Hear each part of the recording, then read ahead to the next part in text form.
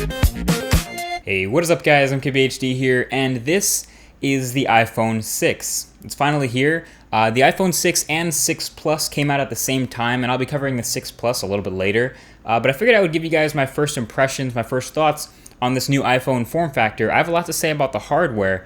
iOS 8 is also now on this guy, but I'm not going to do an unboxing. I'm pretty sure you've already seen what's in the box of the new iPhone, so let's just get straight into my thoughts on it. So if Apple was going for the world's most minimal smartphone packaging, I think they've nailed it here, although they totally could have just run out of printer ink or something.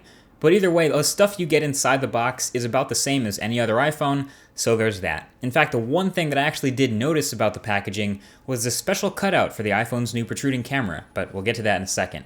So this is the iPhone 6, and it's probably going to look very familiar, from the 4.7-inch screen size, to the design, to the thinness and the button placement.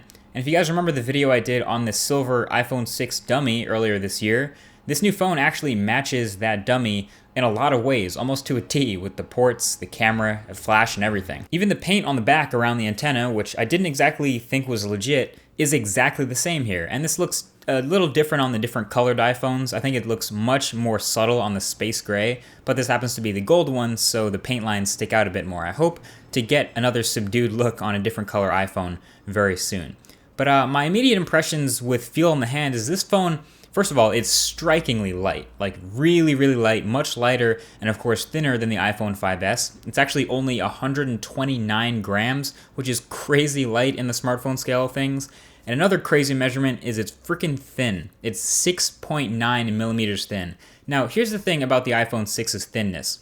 All of this comes with the trade-off of, number one, a small battery again, and number two, the protruding camera lens out the back. It might not seem like a big deal at first, but you'll hear a lot of other people talking about this. Sticking out the back means the phone won't sit flat on a table anymore. It means the lens will be the first thing to scratch since it's sticking out the back. It's protruded, it's unprotected, and it's just unsightly. It doesn't look as good.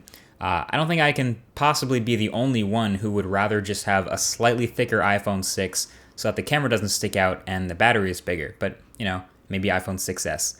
Either way, the thing about this phone is the rounded edges remind me a lot of the HTC One M8 in that in adding all metal and rounding it around here, it makes it a lot slipperier compared to the predecessor. So basically the iPhone 5S, you had that flat edge that you could hold on to and manipulate the phone in your hand however you want. It was a lot easier. But with the iPhone 6 being rounded off, I feel like it's a lot easier to slip or fall or drop without a case. And it's funny because someone has actually already dropped their iPhone on day one. But that's another story. On the front of the iPhone 6 is the main story, which a lot of people are talking about. It's the big feature. It's the brand new 4.7-inch display. It's not the 5.5-inch of the iPhone 6 Plus, but it's a modest improvement here over the 5S. And it has this odd resolution. Apple calls it Retina HD, but that doesn't really matter. It's 1334 by 750. So in reality, just a little bit above 720p. So it's the same pixel density as the iPhone 5S, and it is a pretty nice looking display. It's very, very bright outdoors. It can get very, very dim indoors. It's basically what we'd come to expect from Apple and their integration.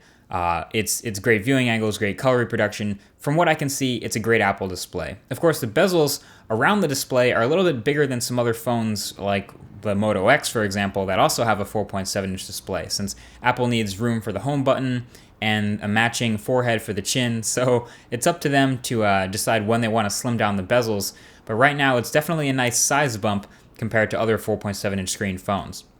So iOS 8 seems to do just fine with this new resolution. In fact, I think iOS 8 is the first version of iOS to not stutter when I pull down into Spotlight search. That might be a minor thing for most people, but that always stuttered before iOS 8. So I was pretty happy about that on the iPhone 5S, and I'm pretty happy about that on the iPhone 6. No, but it's definitely going to be fun to play around with iOS 8 a bit more. Obviously, a bunch of other phones have this now on other iPhones, but I actually made a video a while back about my thoughts on iOS 8's new features. So I'll drop a link below if you want to watch that video. It's very smooth here, it performs well, it's really well optimized for Apple's newest hardware, as we would expect. But only time will tell using this phone for a bit more whether quirks will show up, or bugs need to be fixed, or ironed out, or squashed.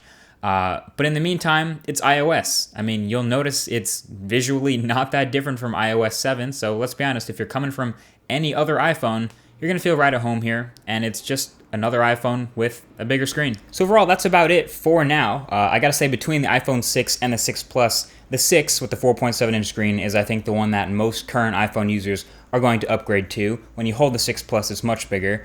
But I still have a bunch of other things to test for when I get to my full review. So the battery life, that's something we don't really know yet. The camera quality, I'm going to be testing a lot. And be sure to follow on Twitter and Instagram and Google+, where I'll be posting photos from the apparently very good iPhone 6 camera. So definitely follow for that. And if you want to also see battery life updates, I'll be posting those as I use this as my daily driver as well. So a bunch more to come before the full video review of the new iPhone. But this is just my impressions for now.